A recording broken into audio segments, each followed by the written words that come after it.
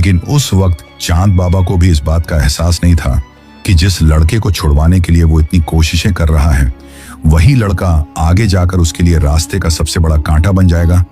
ऐसा मैं आपसे किस वजह से कह रहा हूं, ये आपको जल्द ही इस वीडियो में समझ में आ जाएगा। इसके बाद जल्द ही पुलिस के पास सीधा लखनऊ से उस वक्त के एक बहुत बड़े नेता का फोन आता है और पुलिस को कहा जाता है कि वो लड़का आज शाम से पहले पहले रिहा हो जाना चाहिए। अब पुलिस को भी पॉलिटिकल प्रेशर के चलते अतीक को छोड़ना पड़ता है, जिसके चलते कुछ ही घंटों बाद अतीक वापस से लोगों को सड़कों पर दिखाई देने लगता है।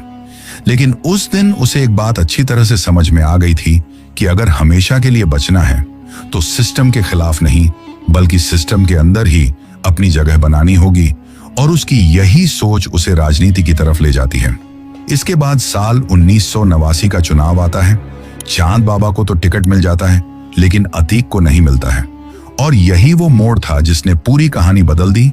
अतीक ने अपने ही गुरु के खिलाफ चुनाव लड़ने का फैसला कर लिया, और जब ये बात चांद बाबा तक पहुंची तो उसने इसे अपनी तौहीन समझा। अतीक की इस हरकत की वजह से चांद बाबा को इतना भयंकर गुस्सा आया कि उसने अतीक को खत्म करने का ही फैसला कर लिया। लेकिन शायद उसे यह अंदाजा नहीं था कि उसका ही शिष्य अब उससे एक कदम आगे निकल चुका है।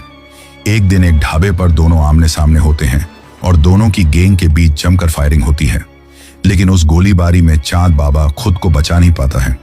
उस रात अतीक की गोलियों ने अपने ही गुरु का अंत कर दिया था, और इसी के साथ उसने इलाहाबाद के अंडरवर्ल्ड में अपनी बादशाहत की नींव रख दी थी, क्योंकि चांद बाबा से ऊपर इलाहाबाद के अंडरवर्ल्ड में और कोई माफिया नहीं था। और अब उसी चांद बाबा को मौत के घाट उतारकर अतीक अहमद ने उस बादशाहत का ताज अपने सिर पर पहन लिया था, और यहीं से इलाहाबाद के अंडरवर्ल्ड में एक नए दौर की शुरुआत हो गई थी, जहां अब एक नया नाम सबसे ऊपर था, अतीक अहमद।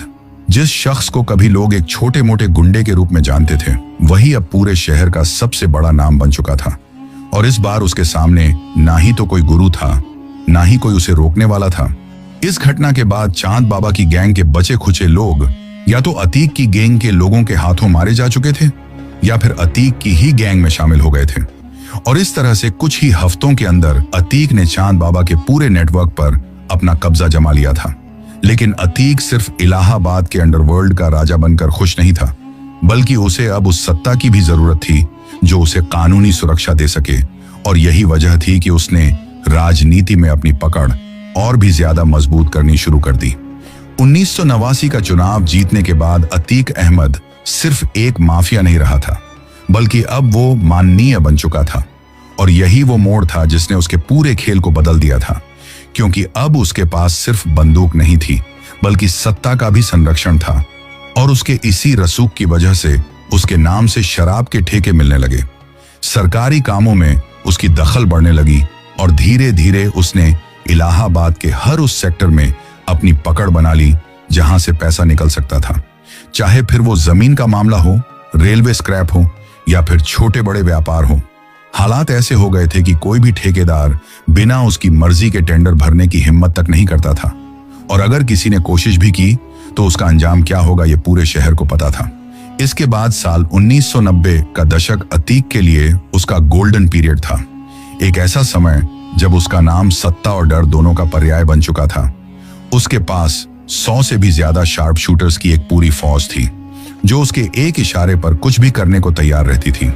शहर में अगर कोई जमीन खाली होती थी तो वो ज्यादा दिनों तक खाली नहीं रहती थी, क्योंकि कुछ ही समय में उस पर अतीक का कब्जा हो जाता था, और जो इस चीज का विरोध करता वो या तो गायब हो जाता या फिर उसे हमेशा हमेशा के लिए खामोश कर दिया जाता। साथ ही पुलिस और प्रशासन के भी कई लोग उसके प्रभाव में थे, और यही वजह थी कि उसके खिलाफ आवाज उठाना लगभग नामुमकिन हो गया था। इसी दौरान साल 1995 में उत्तर प्रदेश की राजनीति में एक ऐसा कांड हुआ जिसने पूरे देश को हिला दिया, और वो कांड था गेस्ट हाउस कांड।